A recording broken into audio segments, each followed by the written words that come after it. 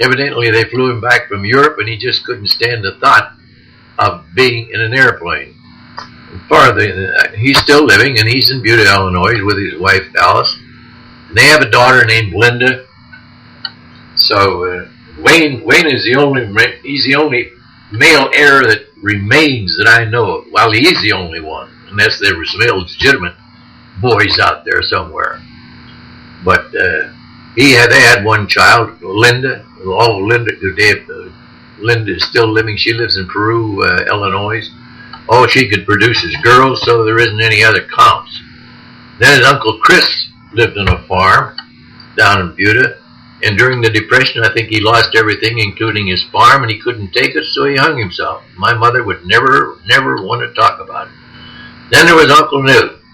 And I can remember the times I had when I was a little kid.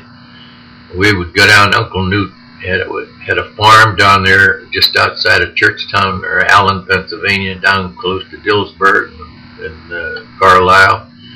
I can remember going to hauling milk to the creamery and riding in a spring wagon in back of a horse. I can remember him throwing me on top of a big horse when they were out in the field, and I was hanging on to these horns and fall asleep. I can remember those things so well. Well, he had Uncle Newt.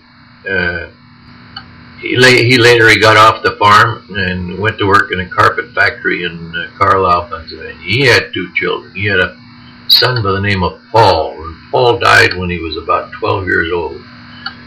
He had diabetes. If he'd have been born later on, why, he'd still been alive. And Paul was a little bit mean to me. And of course, you don't forget things when people are mean to you. As a rule, you try to remember the pleasant things and the good things about him. And then his sister was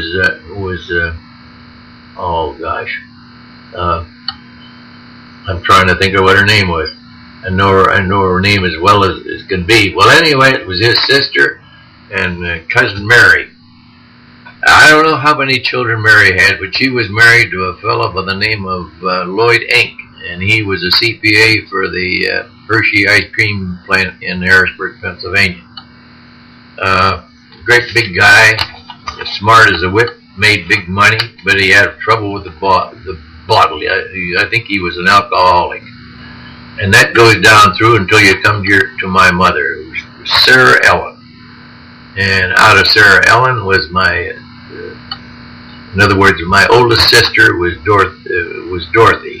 Dorothy was my half-sister. And my father had been married previously.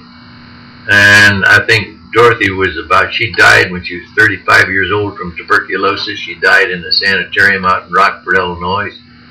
She had 2 children. One was called Dave, and the other one was Henry. Henry was a nice guy, real good mechanics, but he was in the Second World War, and he evidently couldn't stand anything very much anymore. He visited us one time in Limont. I don't remember whether you know him or not. The other one's name was Dave, and Dorothy was married to David Wing, and they lived in Pecatonica, and the best of my knowledge, young Dave Wing is living in Freeport, Illinois, as a cement finisher. And then there's Becky, my sister, and she died. I think she was only 49 years old, and of course out of that, she has George Jr. She was married to George McClure, who was a horse's ass if there ever was one. I despised him. Even though he's dead, I still can despise him. And their one son, well, they had 2 sons, was George Jr., and he's an attorney out in Los Angeles, California. And Bill. And you've met Bill. Bill worked for IBM for years. I don't know where he's at now. He used to be in Richmond, Virginia. Okay, and then there's Misty. You know where she's at. She's in, you know more about her, and I don't know anything about her other than the fact that I think she works for CBS and is in New York City. She has a little bit of a queer streak in her, so did Bill McClure. And then, of course, Myrna lives out. And so Bill McClure had a little crazy streak in him, and so did George. I like to think it came from their father, not from their mother, because their mother was my sister. And then there's Myrna, who lives with, she's married to Tom Sewell, and Tom is one peach of a guy, and they live out in, where in the devil is it? It's outside, it's in Oregon somewhere, out there somewhere. Once a year she writes the letters and tells us all the things that's happening, what they're doing, and so on and so forth. And the letter actually becomes very boring. And that's in Uncle Don I got Uncle Don and my father and my mother that all moved into State College, and Don worked for the Automotive Supply Company in State College for a time. Then he was in Phillipsburg, Pennsylvania. Then he was Harrisburg, and then he was Lock Haven. And then he bought a business of his own, a big truck moving business. And then he lived in Montoursville, Pennsylvania. And they had 3 children. Henry died when he was 10 years old. Henry was a handsome kid. Dawn had married Jane Burke from Belleville. Her father was a Dodge dealer over there. Old Sam Burke. Boy, Sam Burke was quite a character. He had a race car. He liked fast cars, and he drove like a crazy nut. And he was worth some money. And he told me one time that the only way that he was up against the wall during the Depression, he was going to lose everything he had. But he said he had a life insurance policy with a nice big cash value in it. The banks didn't know where he got the money, but he paid off what he owed them and saved it. And to this day, he says, I don't think the banks knew where the money came from. That was just a little bit of a side issue, Ralph, that I thought maybe you might be interested in. I hope I don't wander too much, but it's not too hard. In other words, I can't see what I'm talking about, and I have to turn around and repeat it. And about this time, I think I'm going to stop pretty shortly and listen to it and see what I have said. And Dawn and Jane moved up to up into Connecticut sometime. I've got the name of the place where they're at. I got their phone number up there, and they have 2 daughters. Jeannie is married to a professor at the University of Connecticut. I don't know what Jeannie or Betty does. Betty is down in Virginia or somewhere. I'm going to have to find out more about Betty. And I'm going to stop this and listen to it and see what I've said and see if I can add anything to this to make it interesting for you.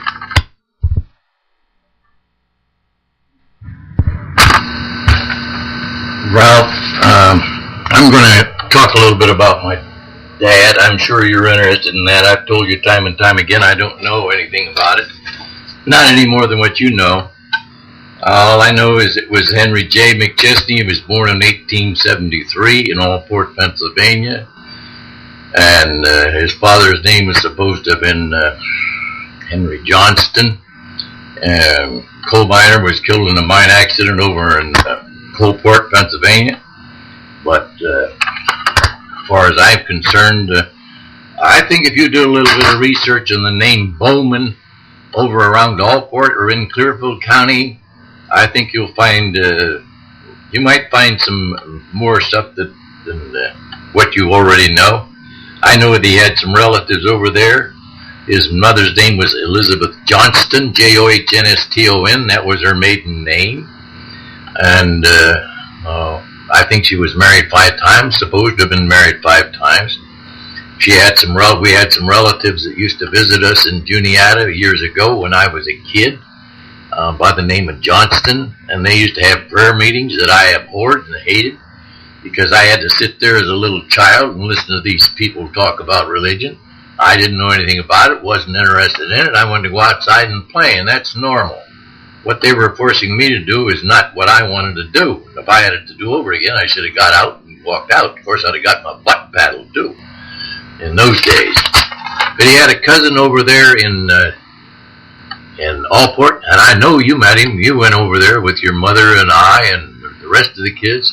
His name was Ira Merle, and he had a half-sister out in Allport, or not in Allport, in Arlington, Washington. I think her name was McIntosh, Nanny McIntosh, and he always told me that I was named after a barber out in in Arlington by the name of Potsky, Ernest Potsky.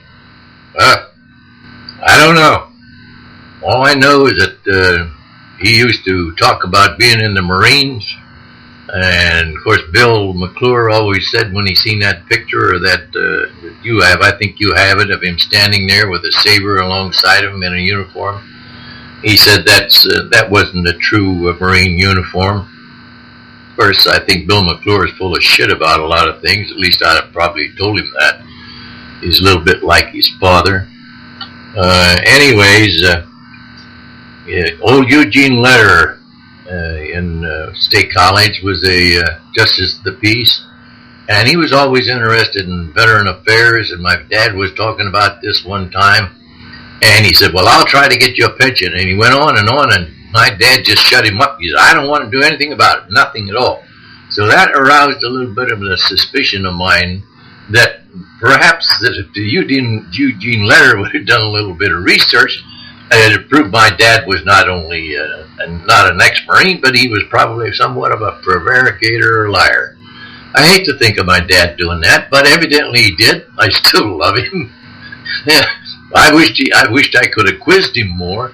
It's too bad he wasn't. Well, you're the only child that grandson or grandchild that he always called you fuss budget. He used to go in and sit on the edge of his bed when we lived out in Coral Street when you were just a little chap, and he always made a fuss over you. I can remember my dad sitting in front of the fireplace at Coral Street. In the summertime, he'd build a damn fire in the fireplace and sit there and smoke his pipe because he just liked to watch a fire burn. He worked in the barber shop with me down there in Ott Cassidy's barber shop, which is in the old building there directly across from what used to be the old post office on Allen Street. Of course, I worked there with a number of people. But anyways, chase it down. I hope you find this tape interesting. If you want to quiz me about some things, but I'm going to try to mail it up to you. Okay? Just let me know if you get it. Have fun.